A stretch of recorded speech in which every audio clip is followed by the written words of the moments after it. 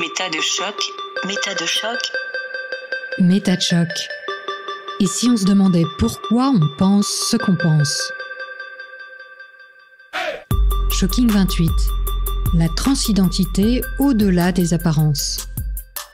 Alors que cette série au long cours touche à sa fin, alors que mon invité nous a raconté les grandes étapes de sa transition et nous a fait part de l'état des connaissances sur la transidentité, je ne résiste pas à l'idée de lui demander de nous éclairer sur l'expérience si unique que vivent les transfuges de genre. Qu'a-t-elle donc découvert en passant d'une vie sociale d'homme à une vie sociale de femme?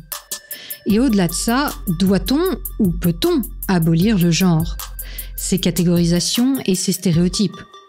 Sautons donc à pieds joints dans le vertigineux tourbillon des questions existentielles que la transidentité soulève, et sans doute encore pour longtemps. Mais avant cela, j'aimerais remercier les membres de l'équipe de Méta de Choc qui ont, semble-t-il, tous et toutes survécu à ce marathon de 10 semaines. En particulier Jus Katakou pour le mixage et l'habillage graphique, Caroline Baudy pour sa mise en ligne pointilleuse et alerte sur les plateformes d'écoute et les réseaux sociaux, Pierre Bonsirvin pour son travail d'ajustement perpétuel du site web. Je pense qu'on peut les applaudir bien fort. Vous êtes des centaines aujourd'hui à rendre possible cette audacieuse aventure d'éducation à la pensée critique appliquée à soi grâce à vos dons ponctuels ou mensuels. Et ça, c'est beau. Car oui, ce podcast refuse le financement par la publicité et n'existe parce que vous le soutenez, chères exploratrices et explorateurs métacurieux des deux hémisphères cérébraux. Alors que les vacances estivales se profilent et que la diffusion des nouvelles émissions va se mettre en pause jusqu'à septembre, Méta de Choc a plus que jamais besoin de vous. Et je vous le promets, on va vous préparer le plus beau des programmes de rentrée. Si vous le pouvez et si vous le souhaitez, je vous encourage donc à suivre le lien en description vers les plateformes participatives. Tout cela étant dit, voyons maintenant ce que Shaika a à répondre à mes curieuses questions. Chapitre 9. Être transfuge de genre. Il y a aussi un argument qui est de dire la défense des homosexuels est maintenant occultée par la défense des personnes trans. En fait, défendre l'idéologie transgenre, c'est faire de l'homophobie. Oui, j'ai entendu cette rhétorique. J'ai entendu aussi parfois des rhétoriques où des personnes qui prennent la parole estiment que la transition serait une forme de thérapie de conversion des personnes homosexuelles. C'est-à-dire que la transidentité serait presque par nature homophobe. Oui, on en revient en fait à notre conversation du tout début de l'émission sur est-ce que l'orientation sexuelle poussée à son paroxysme donne une personne transgenre.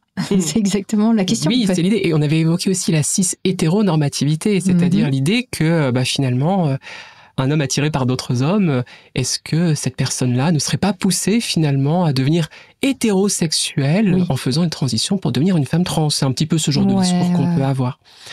En fait, on peut déjà donner quelques éléments de réponse en allant regarder, parmi les personnes trans, est-ce qu'effectivement on va retrouver beaucoup de personnes hétérosexuelle, c'est-à-dire une femme trans qui va être plutôt attirée par des hommes, ou un homme trans qui va plutôt être attiré par des femmes. Parce que selon ces chiffres, on va déjà voir si on a quelque chose qui se dégage et qui va peut-être confirmer précisément cette hypothèse. Dis-nous tout. Alors, on a des études, on a des recensements. Je pense notamment à toute une étude de 2015 qui d'ailleurs va être mise à jour parce que je sais qu'ils ont fait un nouveau recensement en 2022. D'accord. Donc on va avoir de nouveaux chiffres en 2023, je pense. Donc ce serait intéressant d'aller regarder. En tout cas, les chiffres que j'ai datent de 2015 aux États-Unis et qui représentent, à ma connaissance, en tout cas actuellement, l'échantillon le plus important où les personnes ont pu s'auto-identifier par rapport à leur orientation sexuelle. D'accord, en tant que personne trans. En tant que personne trans, on a aussi des personnes non-binaires. Là, je me suis concentré sur ta question, sur les personnes trans, puisque c'est ce qui est sous-entendu finalement, l'idée de se conformer à une binarité pour devenir, entre guillemets, hétérosexuel ou être forcé à devenir hétérosexuel. Donc c'est pour ça que je me concentre sur les femmes trans et les hommes trans, comme ça ce sera plus clair. Eh bien, on remarque que ce qui se dégage le plus dans la population trans, c'est que la bisexualité correspond à 32,5% des hommes et des femmes trans. C'est énorme. par rapport à la population générale, quoi. Oui, à notre connaissance, effectivement, c'est pas forcément ce qu'on va retrouver dans la population générale. En ce qui concerne l'hétérosexualité, c'est-à-dire, par exemple, une femme trans qui va être attirée par des hommes ou un homme trans qui va être attiré par des femmes. C'est ça qu'on appelle l'hétérosexualité ici. 21%. D'accord. On est très, très, très loin de la norme, on va dire, entre guillemets. Oui, en effet. Dans la population générale, au niveau du déclaratif des gens, l'hétérosexualité représente à peu près entre 80 et 90% de la population. Il n'y a pas de chiffre précis là-dessus, mais pour avoir une idée, quoi. Hein. Oui. Donc là, on est très, très loin. Voilà. Pas très loin, l'homosexualité, 19,5%. D'accord. Donc on voit qu'on n'est pas non plus sur des chiffres qui auraient une grande distance où on pourrait affirmer, bien voilà, il y a une orientation sexuelle qui semble se dégager. La sexualité. Donc la sexualité, pour définir très rapidement, c'est... En un seul mot. En un seul mot, ne pas ressentir d'attirance sexuelle ou très peu d'attirance sexuelle. Oui, donc le fait d'être asexuel. Asexuel, c'est ça. On est à 6,5%. D'accord. Ce qui est beaucoup. Ce qui est beaucoup aussi. Et enfin, puisqu'il s'agit d'auto-identification, on avait d'autres catégories, donc autres orientations sexuelles que celles qui ont été citées, 20,5%. Mais en tout cas, des personnes qui ne se reconnaissent pas dans l'hétérosexualité. Ah ouais, d'accord. Donc en fait, si on mettait ça sous forme de camembert ou autre, on verrait finalement une hétérogénéité des orientations sexuelles sans qu'on puisse vraiment établir qu'il y aurait une orientation sexuelle majoritaire par rapport aux personnes trans. Et en tout cas, pas hétéro. Et en tout cas, pas hétéro, effectivement, oui. Ouais, donc ça corrobore pas du tout cette hypothèse de thérapie de conversion des personnes homo pour qu'elles deviennent hétéros. Exactement. Sinon, on retrouverait une hétérosexualité beaucoup plus prégnante, beaucoup plus présente, en fait. S'il s'agissait de se conformer par rapport à son orientation sexuelle, à une identité de genre, on ne devrait pas avoir ce panorama dans la population trans. Bon, on va s'arrêter là sur les arguments d'opposition ou de critique de la transidentité, mais on a vu les principaux. Comment toi tu vis ça ? Parce que je me mets à ta place et je me dis ça doit être quand même hyper éprouvant d'être bombardé en permanence, parce qu'on a beaucoup ça dans les médias en ce moment, les conversations aussi sur les réseaux sociaux, des batailles aussi qui sont assez présentes, qui font le buzz. Comment tu vis ça toi ? Tous ces arguments et dont on voit qu'il y en a quand même pas mal qui tiennent pas trop la route en tant que personne trans. Déjà, moi, j'ai un contexte assez particulier en tant que vulgarisatrice. Forcément, je suis très souvent sur Internet, sur les réseaux sociaux et je ne peux pas malheureusement me couper complètement de tout cela. Et j'avoue que parfois, j'aimerais bien parce que je vois effectivement tous ces arguments, ces rhétoriques qui parfois peuvent partir d'une ignorance, mais qui d'autres fois aussi, et je le vois très souvent, appartiennent à une rhétorique que je vais qualifier d'idéologique, puisque tu me poses la question, il y a une idéologie conservatrice, des personnes qui peuvent avoir des très forts préjugés, qui vont essayer de les masquer par rapport à tout ce qu'on vient d'évoquer. Moi, je sais que à force, je me laisse avoir, en fait, dans le sens que j'ai ce côté un petit peu de vulgarisatrice où je vais regarder les arguments et je vais être en mode, bon, allez, je vais aller voir ça de plus près. C'est quoi l'étude? Je vais voir est-ce qu'il y a des gens qui ont fait des critiques. Parce que même s'il y a un argument qui me met mal à l'aise, je pars du principe que cet argument peut être légitime. Donc, je vais aller le vérifier, en fait. Et j'ai l'impression sur le moment que c'est bon, je suis dans cette optique de vulgarisation, de curiosité. De connaissance. De connaissance. Et je me laisse piéger. Alors très souvent, effectivement, les études, c'est pas sérieux, c'est instrumentalisé ou c'est mal compris.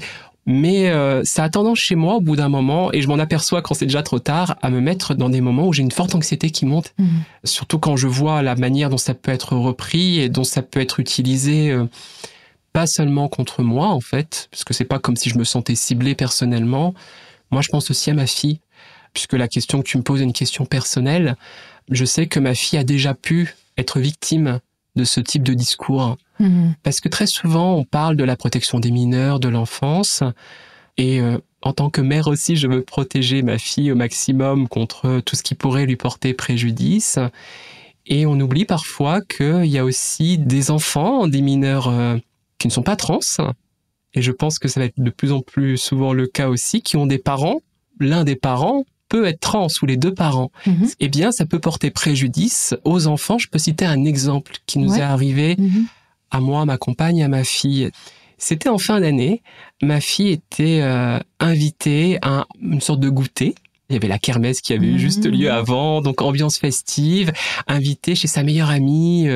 Elle avait reçu son petit carton d'invitation avec d'autres enfants de sa classe aussi, puisqu'il y avait pratiquement toute sa classe qui était invitée, donc c'était super. Elle était super enthousiaste, elle avait hâte, ça faisait longtemps qu'elle n'avait pas été chez elle, et tout se passait bien, donc elle reçoit son carton. On a même, je crois, eu un contact par SMS avec l'un de ses parents de la meilleure amie de notre fille. Enfin bref, il n'y avait aucun nuage noir à l'horizon. Et donc, le samedi, ma fille qui reparlait de tout ça, qui avait hâte, je l'emmène se coucher. Et une fois qu'elle dormait, qu'elle était sans doute très contente de se réveiller pour aller au goûter le lendemain, je reçois un SMS de la mère de cette meilleure amie. Et le SMS, en fait, je me rappelle l'avoir lu et avoir été dans un état que je pourrais qualifier de sidération. J'étais obligée d'aller voir ma compagne, d'aller voir V6 et de lui demander de le lire parce que mon cerveau n'arrivait pas à faire connecter l'information. J'avais lu, mais je me disais, non, j'ai halluciné. Donc j'ai donné à V6 qui a regardé et la maman, en fait, indiquait qu'elle préférait que notre fille ne vienne pas. Par rapport à moi, par rapport au fait qu'il semblait, alors je ne sais pas trop pourquoi, pourtant ça faisait un moment que j'avais fait mon coming out, il semblait qu'elle avait découvert que j'étais trans ou que ma fille avait 2 mamans. Alors je ne sais pas dans quel sens c'est tourné. Et que du coup elle préférait que notre fille ne vienne pas. Pour ne pas gêner les autres parents. Pour ne pas gêner les autres enfants. Alors c'est surtout ma compagne qui a discuté avec elle parce que moi c'était trop dur pour moi en fait. Et elle nous a ressorti, donc cette maman, toute la rhétorique qu'on a évoquée précédemment. De la protection de l'enfant, il ne faut pas mêler les enfants à ça. Où elle a dit qu'elle faisait ça pour les enfants, mais elle faisait ça aussi pour notre fille. Ah oui? Oui. Sous-entendu que, je sais pas, est-ce qu'on est une menace pour notre propre fille? Et on a trouvé toute cette rhétorique-là extrêmement imprégnée de tout ce discours qu'on entend depuis quelques mois, depuis quelques temps, que je continue encore à lire. Et là, je parle pas des réseaux sociaux, je parle des journaux. Oui. Et le lendemain, donc le dimanche, ma fille se réveille toute contente et je devais aller lui annoncer ça, quoi. Et je savais pas comment lui annoncer ça. Comment dire à sa fille, tu peux pas aller avec les autres enfants goûter parce que à cause de tes parents, à cause de moi. Comment je peux formuler, comment je peux lui expliquer, comment je peux faire pour pas qu'elle internalise tout ça aussi, parce que c'est la peur que j'ai. Oui. Quand j'étais enfant, adolescente, j'ai beaucoup internalisé. Et j'ai pas envie que ma fille vive ça, justement. J'ai essayé de trouver à la fois des mots qui permettent de lui dire les choses, parce que elle voulait aller à ce goûter-là et c'était pas possible. Il fallait bien que je lui explique. Ma fille, du coup, a pleuré. J'essayais de maintenir mes larmes aussi en tant que mère. Elle comprenait pas, elle trouvait ça injuste, en fait. Et moi, je pensais même après, quand elle allait revenir à l'école le lundi suivant, avec tous les copains qui allaient en parler, cette stigmatisation, cette ostracisation, en fait. On parle d'ostracisation d'enfants. Il y a même un moment, ma compagne a proposé, même si elle n'avait pas intention de le faire, si c'était elle qui accompagnait notre fille pour venir au goûter et que moi, je n'étais pas présente, elle a refusé aussi. C'est-à-dire que je pense qu'il y avait aussi de l'homophobie derrière. Parce que c'était moi, c'était ma fille, c'était ma compagne aussi. Même ma compagne, en tant que femme cis, était persona non grata désormais.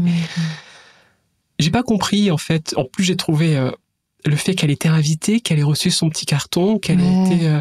Oui, on peut imaginer peut-être que cette mère s'est un peu prise de panique, elle a fait des recherches rapidement sur Internet ou a eu une conversation quelque temps avant et s'est dit non, il faut pas que je l'invite parce que il faut pas que la transidentité soit visible. En fait, c'est un peu ça, moi, le sentiment que ça me donne. Et effectivement, qu'on peut rapprocher de l'homophobie où il faut rester neutre vis-à-vis des enfants. On revient un peu à cette... qui n'a rien de neutre. Voilà, cette idée que la cis-hétéronormativité, ce mot barbare, serait à respecter et à promouvoir pour le bien-être de tous, que ce soit effectivement pour éviter les questions de parents qui seraient inquiets de la présence d'une personne trans.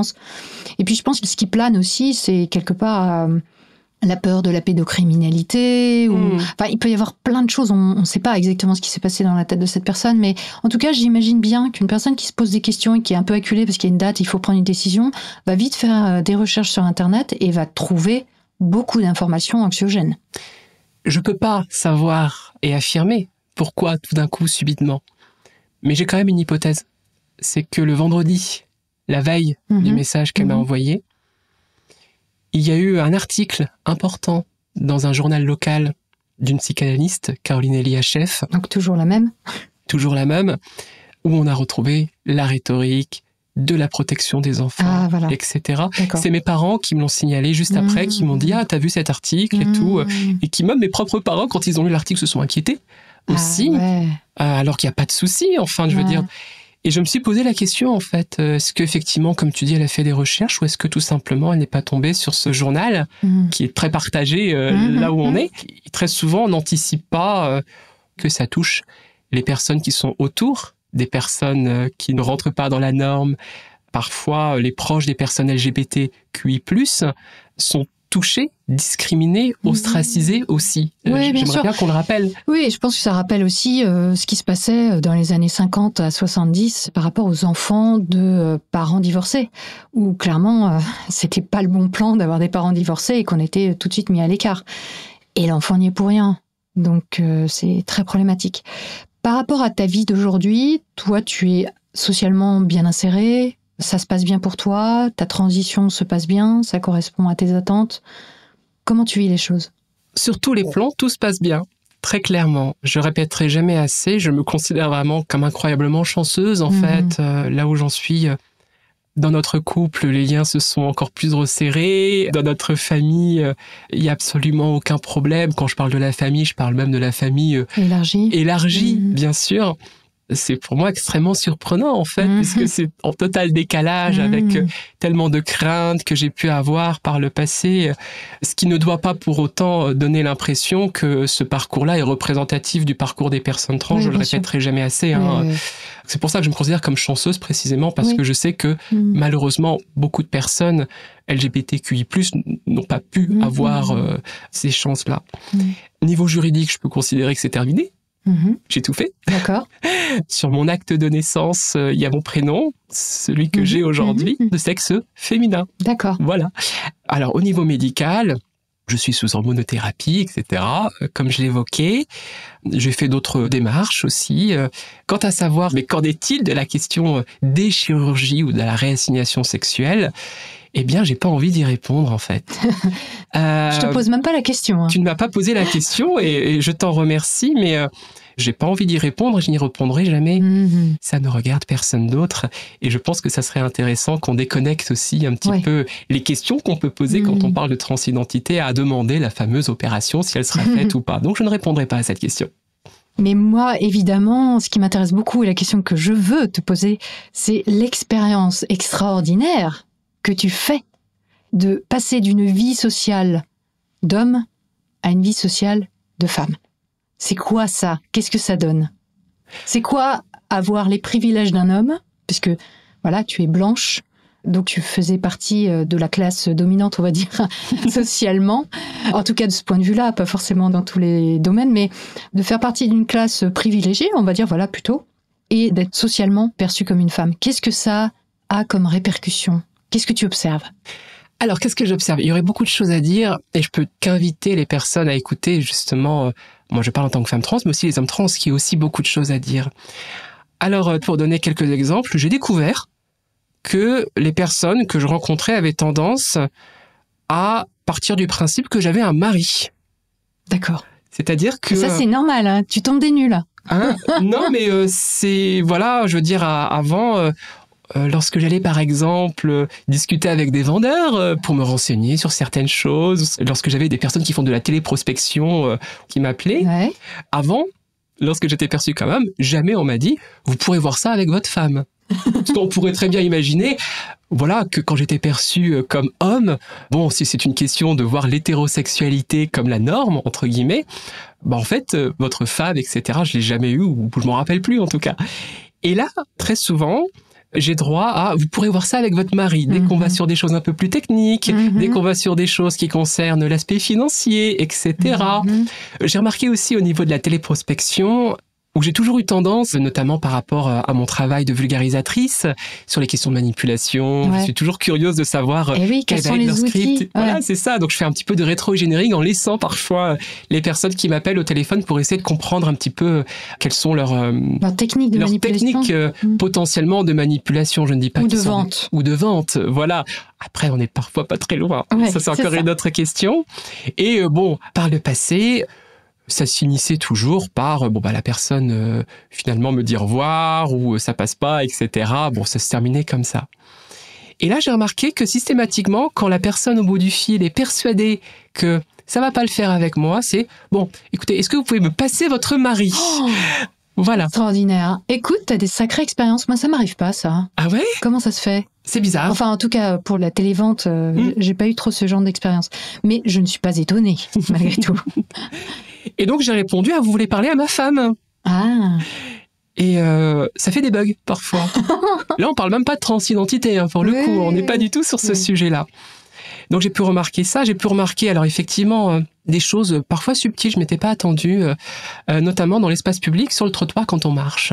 C'est que avant, lorsque je croise quelqu'un, qu'importe qui est cette personne, il y a parfois un échange de regards ou rapidement pour savoir qui va se mettre un petit peu à gauche, qui va se mettre un petit peu à droite, etc. pour qu'on puisse passer. En fait, ça se fait de manière spontanée, on réfléchit pas.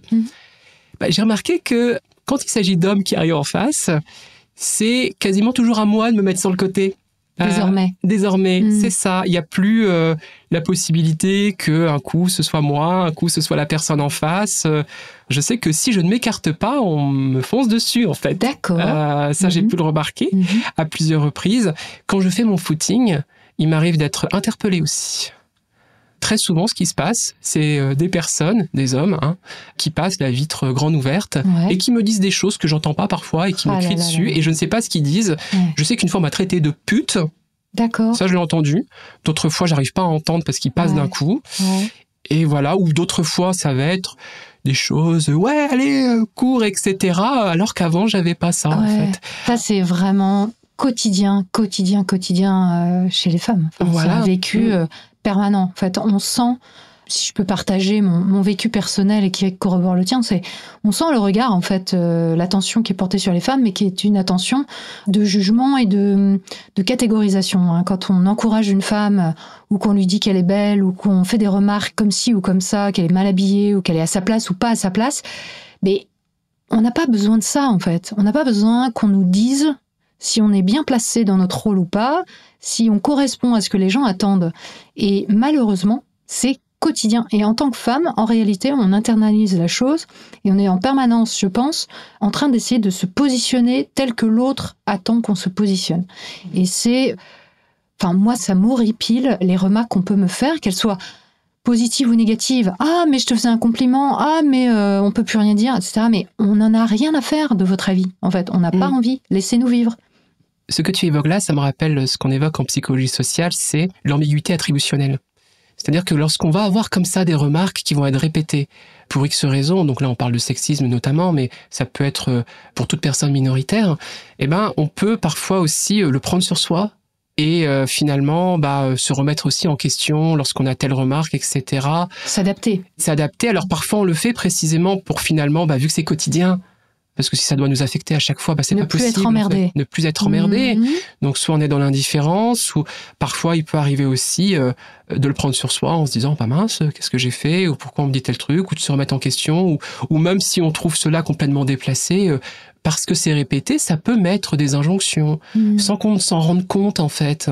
Quand bien même, on a envie d'envoyer bouler les personnes, ça peut contribuer effectivement à cette ambiguïté attributionnelle où finalement on se dit, ouais, il y a peut-être certains endroits que je vais éviter, il y a peut-être certaines prises de parole que je vais éviter, parce que je sais que il y a tout ça qui peut se faire progressivement et qu'on peut même oublier le pourquoi justement on est dans ces démarches-là. Moi, je sais qu'il y a des moments où je vais tenir un certain type de discours de femme en détresse, entre guillemets, si je veux être entendue par un homme. Parce que je n'aurai pas l'attention, je n'aurai pas les conseils dont j'ai besoin. Tu vois, on parle de bricolage, par exemple, ou chez un garagiste.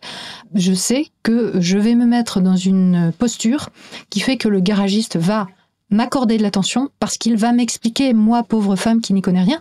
Alors que si je dis que j'ai une question, comme n'importe quel homme pourrait poser la question sur, je sais pas, la batterie ou le moteur, non, ça va pas marcher. Il va pas me répondre de la même manière que si je me positionne en inférieur, en non sachante, et que je lui demande ses explications d'expert. Donc, je suis obligée, ou je me sens obligée, de me présenter tel que l'autre peut l'accepter pour qu'il me réponde ou qu'il m'aide. Et je pense parce que à travers la manière dont la personne va percevoir le rôle, le statut, de son interlocuteur, de son interlocutrice ici, dans ce cas, c'est pour se donner soi-même un rôle. Effectivement, on retourne sur le statut social et sur des rapports qui sont extrêmement asymétriques en fonction du contexte, notamment. Voilà. Et moi, je suis obligée de me faire passer pour une quiche pour que ça fonctionne. Donc, je confirme le stéréotype pour cette personne qui voit bien que les femmes, elles ont besoin qu'on leur tienne la main pour comprendre comment ça fonctionne. Donc, c'est ça qui est un peu pervers, mais en même temps... Voilà, c'est les outils que moi, en tout cas, j'ai trouvés pour, dans certaines circonstances, obtenir ce que je veux.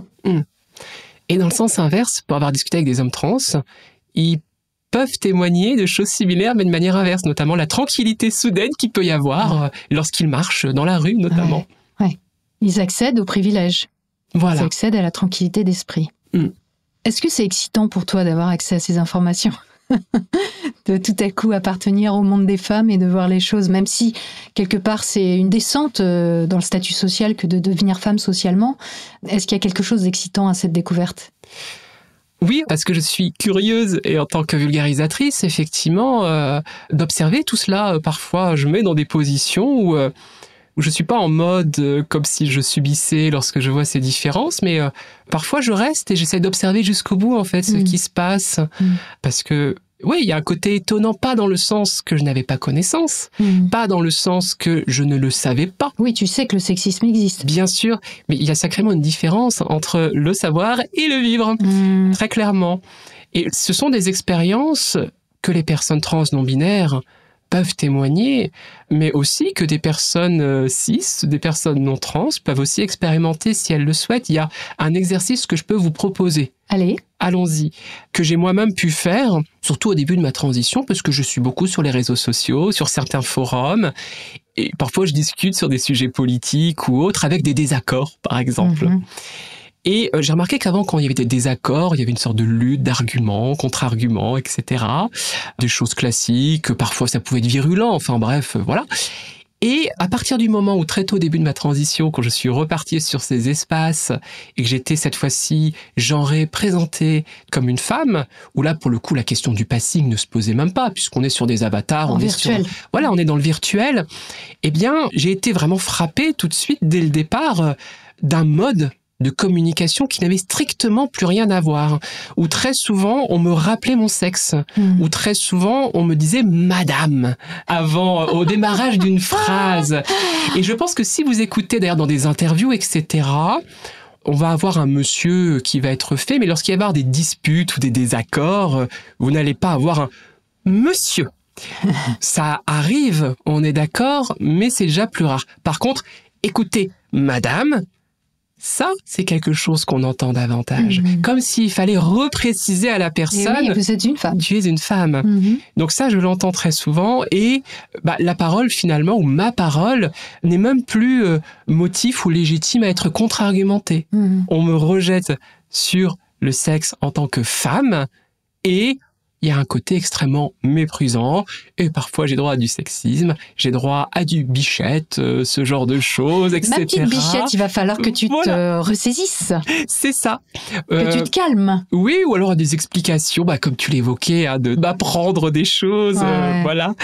Et ça, c'est une expérience, vous, en tant que personne cis, si vous êtes curieuse ou curieux, vous pouvez faire cette expérience-là. C'est purement virtuel, ça ne vous engage à rien. Mais n'ayez pas peur. Voilà, mais ça peut être intéressant. D'accord. Tu disais que tout se passe bien dans ta vie aujourd'hui, que tu es satisfaite de la manière dont les choses se présentent dans ta vie.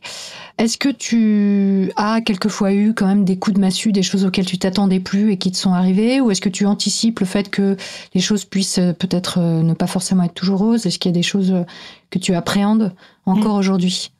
Oui, bien sûr. Alors, quand je dis que je suis bien, ça signifie pas que tout est parfait. L'une de mes sources d'inquiétude, c'est par rapport justement au cadre familial, par rapport à ma fille, par exemple. Ouais. Clairement, c'était un coup de massue parce que ce que je pouvais anticiper, finalement, s'est présenté, mais sur l'ostracisation de ma fille. Ouais. Et ça, je m'y attendais pas aussi violemment et de cette manière-là. Et je sais que ma compagne a été aussi beaucoup affectée par tout ça. Donc, ça nous affecte toutes, en fait, à la maison. Depuis que c'est arrivé, d'ailleurs, on anticipe davantage ces questions-là, et parfois de manière exagérée aussi. Parce que on parlait du stress minoritaire précédemment, mais lorsqu'on a même des expériences, même si elles ne sont pas très nombreuses, mais lorsqu'elles arrivent comme ça de manière inattendue, bah oui, ça modifie la manière dont on va anticiper les choses. Ou les comportements même. Et les comportements qu'on peut avoir, et les autocensures potentielles qu'on peut avoir. Moi, je sais que j'ai eu aussi des expériences après ma transition, assez soudainement, sans que je m'y attende, des événements vraiment très safe, où il y avait absolument aucun problème, mais c'était au tout début, lorsque j'apparaissais pour la première fois, perçue socialement en tant que femme après mon coming out, et la plupart du cas, ça se passait super bien, mais je sais que j'ai eu une fois où je me suis sentie extrêmement vulnérable, comme si j'étais nue un petit peu, qui a dû être en écho avec ce que j'ai vécu ou avec les craintes que j'ai pu avoir lorsque j'étais adolescente, notamment. Ouais, des traumatismes du passé. Alors dire ça, ça ne signifie pas donc la transition serait préjudiciable, on pourrait l'entendre comme ça. Non, pas du tout, précisément, c'est parce que je sais que j'ai aussi encore du travail, ce travail à faire sur moi-même aussi, sur tout ce passé qui reste encore finalement à retrouver aussi un petit peu émotionnellement parlant, quelque chose de plus serein. Parce que même si j'estime avoir beaucoup de chance, et même si dans ces contextes-là, les choses se sont bien passées, ça peut m'arriver d'avoir comme des triggers comme ça, dans des situations sociales, des petits moments qui peuvent revenir précisément. Toi, tu évolues un peu dans les milieux féministes ? Auparavant, en tout cas, et sans trop le savoir, on a remarqué qu'on était plutôt assez proches dans nos relations, et aussi parfois dans les discussions qu'on pouvait avoir de milieux LGBTQI+, même avant, la transition. Avant la transition, et ça nous amuse toujours, Missy et moi, et c'est pour ça d'ailleurs aussi que lorsque j'ai fait mon coming out aux personnes qui nous suivaient sur Internet, il n'y a eu aucun problème, voilà, c'était super bien accueilli. Mais c'est vrai que je m'intéresse de plus en plus à essayer de mieux comprendre le panorama. Je préfère parler de panorama parce qu'on parle de mouvement au pluriel féministe. Il n'y a pas un mouvement féministe, il y a plein d'approches en fait. Il y a plein d'approches, c'est extrêmement vaste et c'est en construction constante aussi, faut le rappeler. Et c'est vrai qu'en parallèle de toutes mes interrogations et par la suite de ma transition, je lis de plus en plus et j'écoute de plus en plus et je me sens de plus en plus proche. On parlait des personnes qui vont proclamer au nom d'un féminisme, parfois au nom du féminisme, des positions conflictuelles entre les femmes trans et le droit des femmes, etc. Moi, je sais que ça me touche, ça peut effectivement, à force... j'ai peur de faire peur, en fait. Ouais. J'ai peur de faire peur. Je pense que je peux pas trouver une meilleure expression. Et j'ai d'autant plus peur de faire peur par rapport à d'autres personnes avec qui je suis en empathie, que je crois comprendre, ne serait-ce que par des expériences que j'ai pu avoir dans le passé. Et que c'est ça si je devais avoir une crainte, une peur, ce serait peut-être celle-là, en fait. Et c'est aussi pour cela que j'ai besoin, encore plus, pour ta question sur le féminisme, de lire encore et encore, de mieux comprendre. Et j'en suis super loin, je suis vraiment un bébé là-dessus. Mais parce que c'est important pour moi, je pense que ça fait partie aussi de mon mode de fonctionnement, en fait. Comprendre, essayer de comprendre, essayer de voir les choses dans toute leur complexité. Ça fait partie, je suppose, aussi de mon équilibre personnel.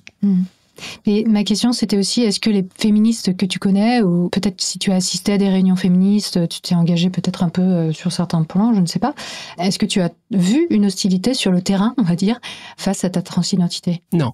Pas du tout ? En fait, il y a un véritable décalage entre le discours qu'on peut entendre du féminisme qui serait déchiré sur les questions trans et les personnes, pour le coup, très militantes dans le féminisme, dans différents courants d'ailleurs, où il n'y a absolument eu aucun problème en fait. D'accord.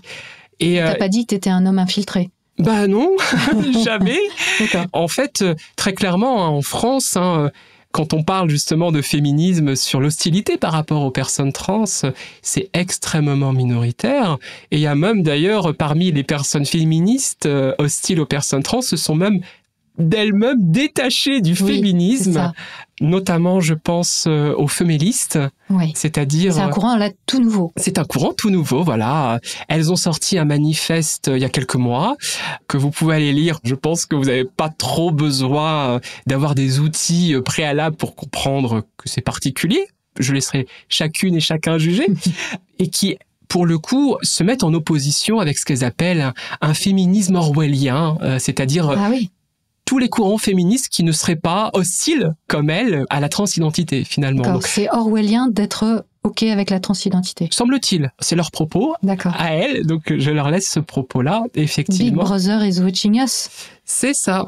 Et ce qui est intéressant, du coup, on en parle beaucoup avec des personnes féministes, avec des personnes LGBTQI+, ou d'autres personnes qui sont très investies sur ces questions-là et qui se disent, au fond, c'est peut-être pas plus mal de pouvoir s'affirmer en tant que féministe parce que ça évite certaines confusions avec justement les questions féministes. Ouais, c'est plutôt pas mal. Par contre, chez les hommes trans, peut-être il y a un peu plus de réticence dans les milieux féministes pour les accueillir, ou j'ai entendu des témoignages d'hommes trans qui disaient qu'ils étaient vraiment actifs dans les milieux féministes avant leur transition et qu'au moment finalement où ils ont fait leur transition, on leur demandait de moins parler qu'avant, par exemple. En tant qu'hommes, finalement, ils avaient moins leur place dans ces milieux-là. Je ne sais pas si tu as eu aussi ce type d'écho. Alors, je ne sais pas, je préfère laisser parler les hommes trans. Ce que je veux dire, par contre, c'est que lorsqu'il y a des espaces dits non mixtes, je pense notamment dans le domaine de la vulgarisation, à des espaces dans les communautés sceptiques, parfois, cette non-mixité inclut les femmes cis, les femmes trans, les personnes non-binaires, les hommes trans aussi, où finalement, ce qu'on ne retrouvera pas, c'est les hommes cis. Voilà, donc quand on parle d'espace non mixte, en fait, c'est un espace qui n'accepte pas les hommes cis pour des discussions sur des thèmes précis. Dans un contexte particulier, parce que quand on parle de ça, on a l'impression, ça y est, c'est l'exclusion, etc. Mais l'idée, c'est que des personnes qui parfois peuvent avoir des difficultés à s'exprimer, notamment par rapport à des rapports de domination qui parfois même ne sont pas du tout conscients, pour les hommes cis, malheureusement, et bien que toutes les personnes qui sortent de la norme pour X raisons, ou qui sont des femmes cis, qui sont non-binaires, qui sont des hommes trans, puissent être dans des espaces où la parole est plus facile, ou en tout cas, qui ait cette conscience-là. Et les hommes trans, justement, par ce contraste, ont beaucoup de choses à dire par rapport au féminisme, justement. Et je pense qu'au contraire, écoutons les hommes trans qui sont parfois même très en colère.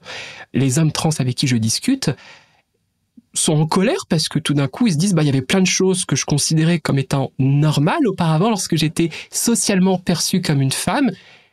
Non, en fait. Et donc, je pense que c'est aussi important. Moi, je suis plus que favorable et enthousiaste, justement, à écoutons les hommes trans aussi, qui ont beaucoup de choses à nous dire, et notamment en termes de féminisme.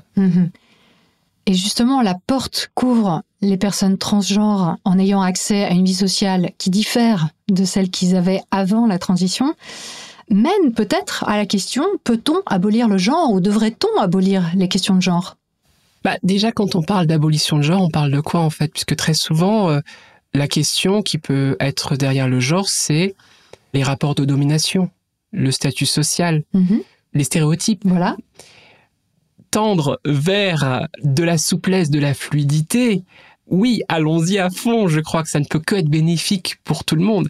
Après, si par abolition, on entend le fait que la question du genre ne se poserait plus du tout, c'est-à-dire qu'il n'y aurait plus de catégorie en termes de genre, c'est une opinion personnelle, même si je m'appuie aussi par rapport à la psychologie et ce qu'on a pu évoquer. Je ne crois pas qu'il soit possible de ne plus catégoriser parce qu'on fonctionne par catégorie, en fait.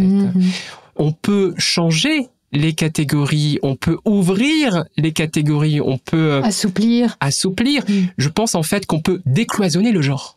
Voilà. Moi, je serais plutôt à évoquer cette possibilité, parce que abolition, après, on peut l'entendre de différentes manières, mais décloisonnons le genre pour que les choses soient beaucoup plus fluides, oui, et beaucoup plus souples. Mais je crois que par contre, qu'il y aura toujours des catégories.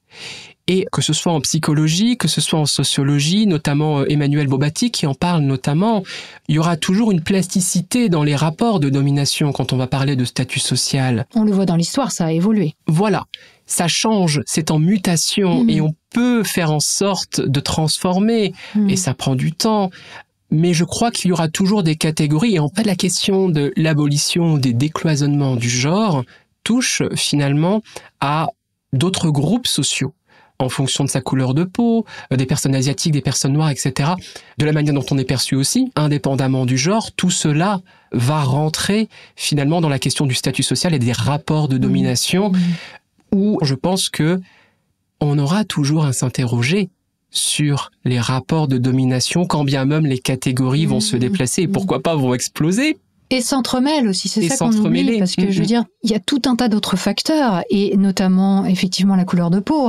Une personne asiatique, arabe, une personne noire qui est trans va être beaucoup plus attaquée, voire victime de violence, et également du coup susceptible d'avoir des pensées suicidaires ou de passer à l'acte, parce que c'est pas un élément anodin. Donc on est toujours aussi dans les positions sociales en fait qui vont se cumuler, qui vont se mélanger, et on peut pas s'arrêter juste à une dichotomie liée au genre. Il y a tout un tas d'autres facteurs à prendre en compte. Mais notamment la classe sociale de départ. Oui, en aussi, fonction si on est issu d'une classe vraiment précaire, classe moyenne, etc. Ça a été étudié d'ailleurs. Oui, bien sûr. Les décisions de mener une transition dans les classes précaires, par exemple, vont être beaucoup plus difficiles à prendre pour des questions financières, mais aussi pour des questions de représentation sociale dans ces milieux-là, comparées à des classes plus aisées. Tout à fait. Mais pour revenir à cette question donc hautement philosophique sur peut-on abolir le genre, j'aimerais citer Michael Misset dont je parlais tout à l'heure, qui est donc cet homme trans qui a transitionné en tant que mineur et qui mène une vraie réflexion sur ça et qui dit la question qu'il faut poser n'est pas pourquoi une personne ne s'identifie pas avec le genre de son sexe biologique, mais pourquoi une personne née dans n'importe quel corps s'identifie à un genre donné. Donc ça ramène la question aussi aux personnes cis. Pourquoi on s'identifie et de quelle manière on s'identifie à notre genre? Et je pense que c'est un peu ça la question que posent les personnes transgenres, c'est le fait que des personnes remettent en question leur genre au point de vouloir transitionner. Moi, ça me pose question. C'est quoi le genre? En quoi mon sexe de naissance a un impact sur ma manière de penser? Et c'est ça que je trouve passionnant, en fait. Et qui est une sorte de révolution. Et c'est pour ça qu'il y a autant de friction, à mon avis, au point de vue social et dans les médias. C'est que ça nous pose des questions limite transcendantales, quoi, existentielles. Tout à fait. En fait, ça me rappelle quand j'étais en philo et quand j'évoquais notamment la manière dont on pouvait... voir émerger des questions philosophiques dans l'Antiquité grecque. On parlait notamment de l'étonnement philosophique, de atonare, c'est-à-dire cet éclair, quelque chose qui nous foudroie et qui finalement nous amène à voir que ça ne va pas de soi, ou ça n'est pas évident. Et c'est là que la réflexion philosophique commence. Et je pense que la transidentité, la non-binarité, on peut le voir positivement comme cet étonnement qui invite à la réflexion, qu'on soit trans ou pas. Ouais. Et la non-binarité, puisque tu en parles, c'est un phénomène croissant qui s'affirme dans la société. Quand on voit l'augmentation actuelle des personnes qui se revendiquent non-binaires, qui est flagrante, on peut se dire que c'est quand même un signe d'une société qui se questionne vraiment sur les normes de genre. Il y a un questionnement qui devient public, en fait, qui se fait au grand jour aujourd'hui, en tout cas. Oui, et dont on voit les différences générationnelles, où il semble effectivement que les plus jeunes générations ont ces questionnements, avec peut-être parfois plus de souplesse que par le passé, précisément parce qu'il y a eu des évolutions de société. Moi, je trouve que c'est très réjouissant, en fait. Autant, tu vois, moi, personnellement, je me sens pas spécialement non-binaire ou je pas de questionnement vers une transidentité ou quoi que ce soit. Donc, quelque part, voilà, je suis satisfaite de mon assignation de genre et je la questionne plus beaucoup, même si j'aime beaucoup traiter de ces questions-là et y réfléchir d'un point de vue plus large, social, etc. et de leurs implications. Autant, je trouve ça génial, personnellement, qu'il y a un décloisonnement, en fait, tout simplement, et que on sorte de cette rigidité qui fait souffrir, en fait, beaucoup de gens. Et je ne peux que déplorer les conséquences du fait que je sois une femme, parce que je préférerais qu'il y ait une égalité entre les sexes, etc., etc. Et voilà, et je trouve que c'est super d'en arriver à dire, bon, bah maintenant, on arrête de jouer à ça, quoi, quelque part, et on arrête de souffrir inutilement, parce que il faut pas oublier une chose aussi, c'est que les hommes, cis, mais aussi trans, en fait, subissent une pression sociale sur le rôle qu'ils doivent tenir. Et que on a beaucoup parlé de féminisme et de la condition de la femme, mais finalement, la virilité toxique, la masculinité toxique, on en parle aussi beaucoup et de plus en plus sur la manière dont on éduque les garçons et ce à quoi ils doivent se tenir comme rôle. Alors, bien sûr, c'est une position sans doute socialement plus favorable, et on parlait de domination tout à l'heure, mais c'est clair que ça abîme les gens de devoir se conformer à ce qu'on leur demande sans qu'ils s'autorisent ou qu'ils aient la possibilité d'exprimer une différence par rapport à ces canons dogmatiques. Exactement. Et puisqu'on a parlé de harcèlement, des garçons cis hétéros peuvent subir, durant leur scolarité, du harcèlement par rapport à ces masculinités, je veux dire au pluriel. Donc je pense qu'effectivement, quand on parle de transidentité, de non-binarité, on parle finalement de tout le monde, quelque part. C'est ça.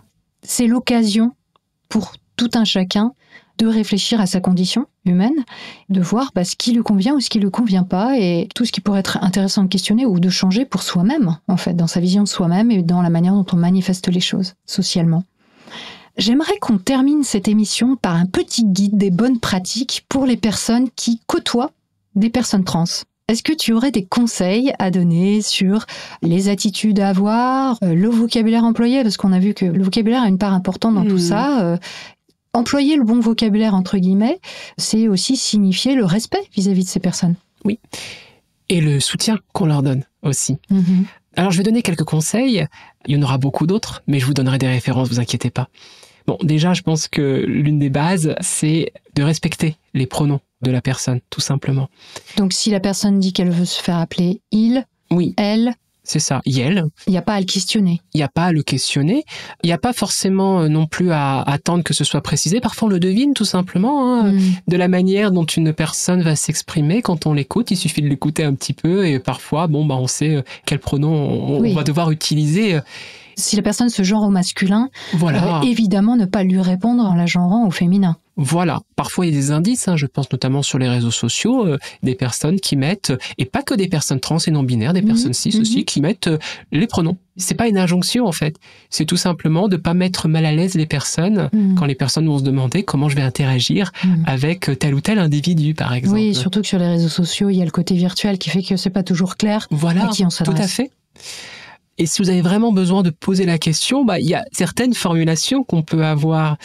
Ne pas poser la question comme si c'était quelque chose qui vous pressait, ou de montrer un irrespect dans la question en soi, c'est-à-dire, écoute, quel pronom souhaites-tu que j'utilise quand je parle de toi, et surtout quand vous posez la question, de ne pas répéter la question sans cesse, c'est-à-dire écouter l'information pour ne pas lui reposer la question le lendemain, le surlendemain. C'est quelque chose qui se produit, ça ? C'est quelque chose qui peut se produire, je ne sais pas pour quelle raison, mais ça peut se vivre comme une forme de non-acceptation. Si vous commencez justement à être dans ce discours, finalement, comment je dois t'appeler aujourd'hui, ou ce genre de choses, ça peut être extrêmement violent. C'est étonnant, enfin... Il y a des gens qui, quelque part, insistent sur le fait qu'ils n'arrivent pas à utiliser ces pronoms-là, c'est ça Il y a des personnes qui vivent cela comme quelque chose qu'on leur impose. À nommer des personnes qu'ils ont pu connaître par le passé, peut-être d'une autre manière. D'accord. C'est effectivement la situation la plus compliquée, moi, pour l'avoir vécu, d'avoir côtoyé une personne qui se présentait socialement comme femme, et du jour au lendemain, il fallait changer d'attitude vis-à-vis de cette personne. Elle me dit, moi je suis non-binaire, ou je suis un homme. C'est vrai que c'est compliqué quand on connaît la personne, en fait. On a des réflexes, on a une vision de cette personne qui nécessite un ajustement. Et c'est pas forcément facile. Maintenant, de là à insister en disant, alors il faut vraiment que je te dise il aujourd'hui, c'est ça, parce que tu m'as dit ça hier, c'est un peu lourdingue. Voilà. Alors, j'ai envie de rassurer aussi les personnes qui m'écoutent. Je parle de moi notamment. Je sais faire la différence entre une personne qui peut être maladroite et une personne qui va être insistante et qui, pour le coup, ce sera peut-être pas de la maladresse, mais une non-acceptation. On sait faire la différence aussi, donc... pas de pression en fait. Ouais. Moi, ça m'arrive assez souvent de mégenrer justement quand je suis face à ces personnes-là parce que je garde mes réflexes. J'avoue, et je suis coupable de ça parce que je sais que c'est pas agréable pour la personne en face. Ça m'arrive dans une phrase de mégenrer, mais c'est absolument pas pour imposer quoi que ce soit. Soit je me rattrape sur le coup, soit je me rends compte après et je me dis bon, faudrait que je fasse gaffe. C'est pas simple, mais effectivement, t'as raison de le préciser. Évidemment, les personnes trans savent bien que c'est pas évident quand on connaît déjà la personne avant sa transition de s'adapter instantanément, on va dire. Voilà, et de ne pas le prendre pour vous lorsque, par exemple, des personnes trans non binaires vont justement éventuellement dénoncer certaines personnalités qui mégenrent volontairement pour le coup. Ne le prenez pas pour vous parce que ça vous est déjà arrivé par maladresse de mégenrer. Ouais. Ne vous sentez pas visé non plus. Un autre conseil. Attention aux questions indélicates, c'est-à-dire demander l'ancien prénom de la personne. Ça, il faut pas le faire. Non. Parce que c'est ce qu'on appelle donc le dead name, c'est le prénom que la personne ne souhaite plus du tout avoir et a changé, c'est pas pour rien. Exactement. Sauf si la personne vous le donne, parce qu'il y a des personnes pour qui ça ne gêne pas, etc. Mais tant que ça ne vient pas de la personne, ne posez pas la question, en fait, tout simplement. De la même manière, lorsque vous rencontrez une personne trans, la fameuse question de savoir ce qu'il, elle a entre les jambes, ne la posez pas, s'il vous plaît, même si c'est au bout de quelques questions. En fait, le conseil que je peux vous donner, posez-vous la question suivante. Aurais-je posé cette question à une personne cis ? Aurais-je posé cette question à une personne non trans ? Eh ben, si la réponse qui vous vient, c'est non, et en plus, ça aurait pu être un peu dérangeant, ça aurait pu être vraiment irrespectueux ou autre, très probablement, vaut-il mieux pas le faire quand vous êtes face à une personne trans ou non-binaire. Oui. Et puis, enfin, je veux dire, on peut l'extrapoler.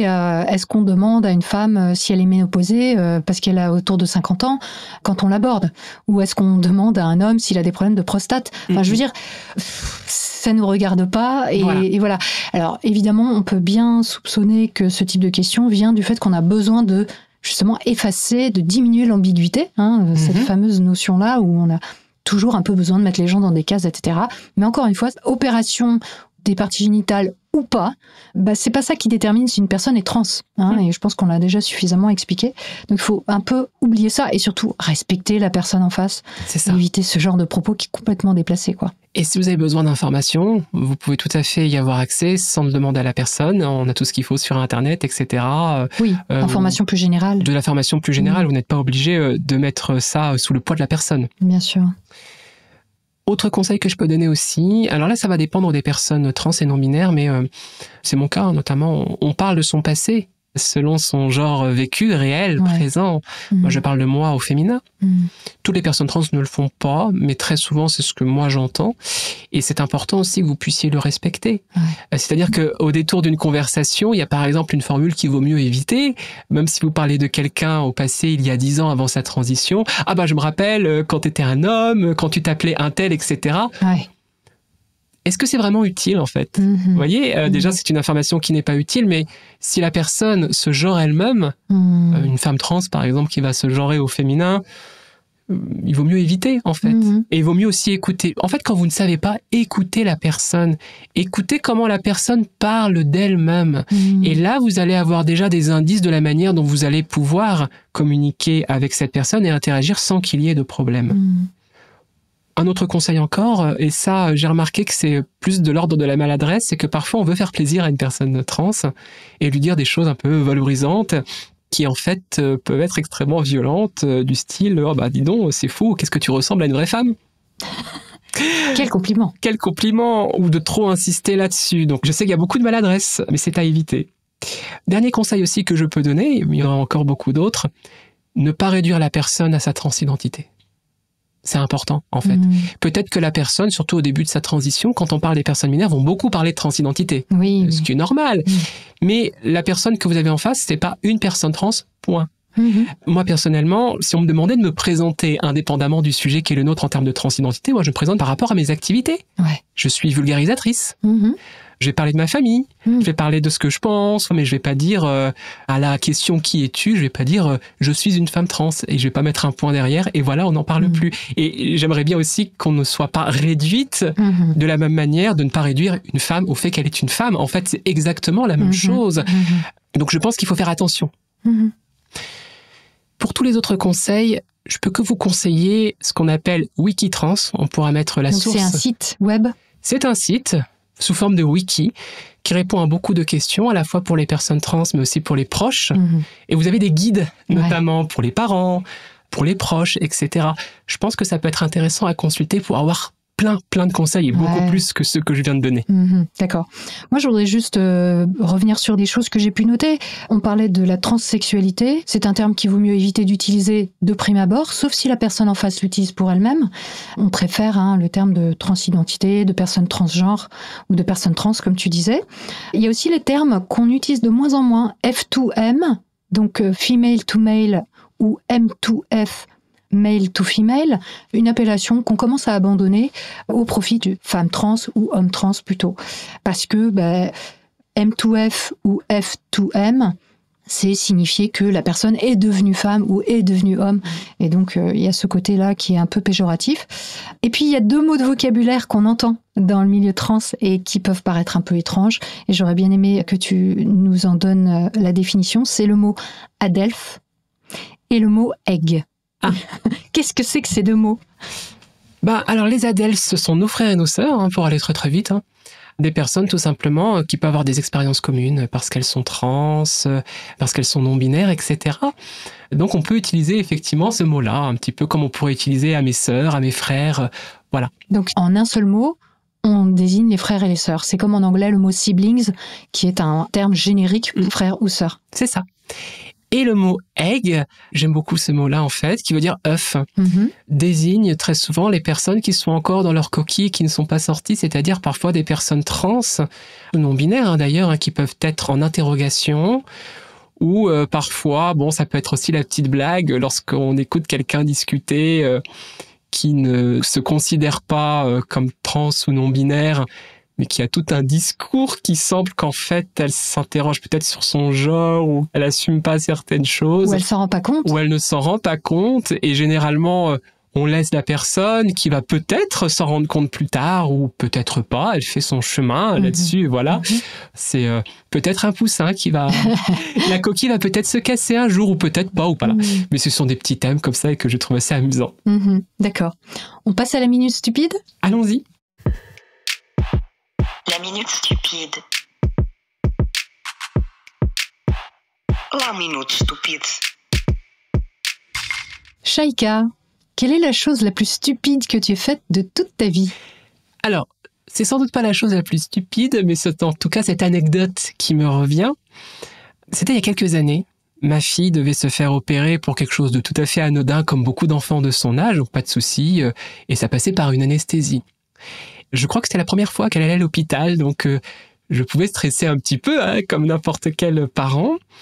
Bon, alors évidemment, on a vu les rendez-vous un petit peu avant avec l'anesthésiste, les choses classiques, les recommandations, on nous explique tout, etc. Je sais pas, des choses toutes simples, le fait de venir à jeun, par exemple. La base, quoi. Elle devait donc aller à l'hôpital dès le matin, donc je me réveille plus tôt, et je me suis mise en tête, allez, je vais faire en sorte vraiment de tout bien préparer pour que ce soit nickel pour elle, parce que j'avais pas envie elle-même qu'elle stresse, qu'elle s'inquiète. Alors j'ai voulu vraiment faire les choses aux petits oignons, quoi. Donc je l'ai réveillée, j'ai essayé de l'amuser, de la faire rigoler, préparer ses vêtements, en essayant de garder finalement les habitudes pour que tout aille bien pour elle, en fait.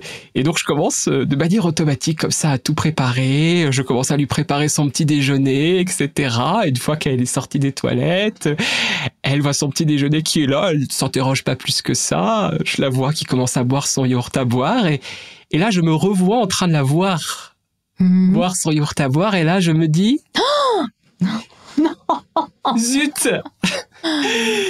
Et là, qu'est-ce que je viens de faire ? Elle a bu 2 ou 3 gorgées et je me suis rendu compte à ce moment-là, en fait. Du coup, voilà, je lui ai expliqué, je me suis excusé, mais bien sûr, mais le pire, c'est que je le sais, en fait. C'est ça qui est complètement stupide. Je préviens ma compagne, je me sentais mes bêtes.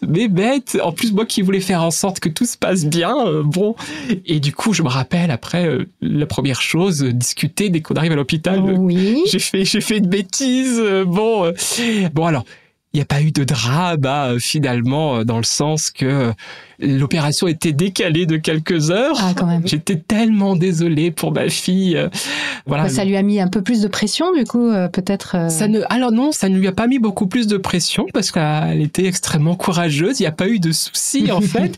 Par contre, indéniablement, ça aura pris plus de temps par ma faute. Bravo. Et voilà. La mère parfaite a encore frappé. C'est ça.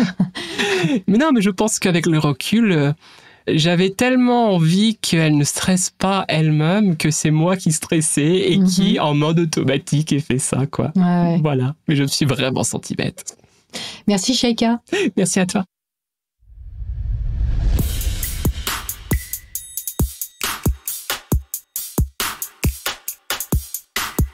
Voilà, ce voyage en transitude est terminé.